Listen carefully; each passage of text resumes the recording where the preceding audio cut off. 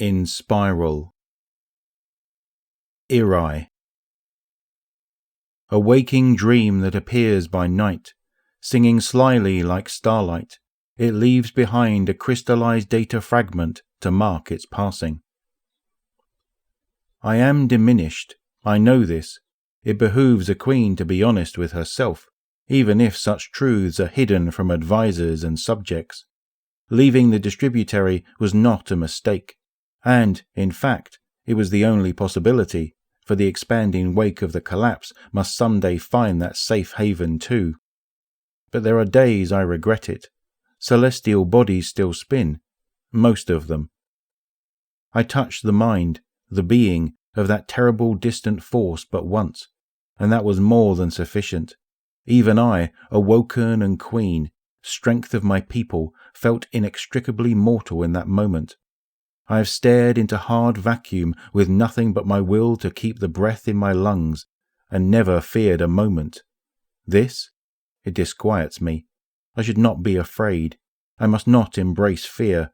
So I turn it over, again and again, picking through the pieces of that once fragmented impression for something more.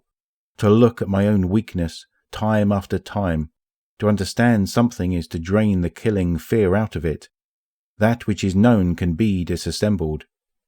There was a version of me that was grateful. No. Yet the more I analyze, the more I ponder, the less I understand.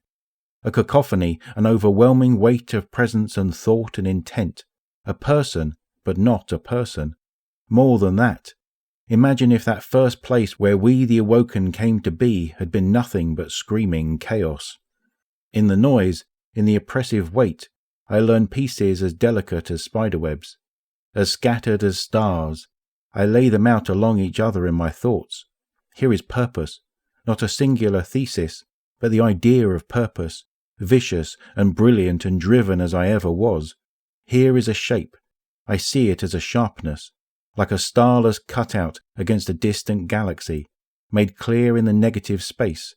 The thoughts of the hive, I might guess, but it is not quite the same.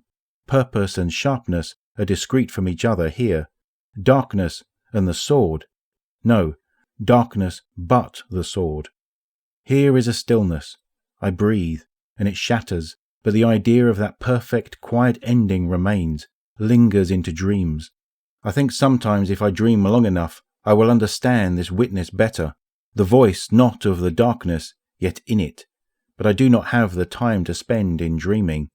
To understand this listless scavenger that claws through our world and cherishes the destruction it leaves as transcendent, risky, as all valuable things are.